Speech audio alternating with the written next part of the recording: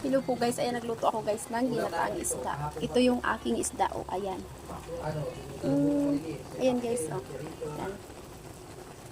Tapos may eggplant ako, nilagay ko muna sa gilid. So ilagay ko na yung kakanggata, sili at saka sibuyas kasi yung luya nandiyan na sa nandiyan na, nilagyan ko na yan ng luya at saka bawang.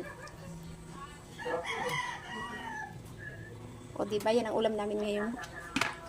Ginataang isda. Ito yung aking isda. Buntot. Ayan, buntot.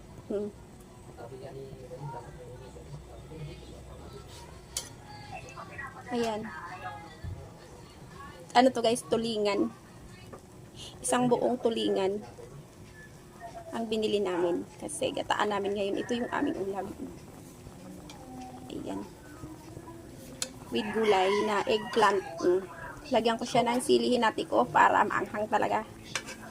Ayan. O diba, ito yung ulam namin. Sarap to guys. Simpleng ulam lang.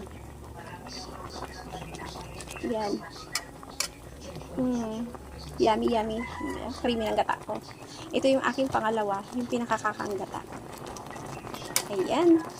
O diba, kainan na. Sasasaing na ako ng isang kaldero. Asya. Isang kalderong kanin to guys. Ayan. Yan. Ang aking kanin. Luto na rin. Tapos yung aking isda. Malapit na din maluto. Yun lang po guys. Maraming salamat sa panood. Bye-bye.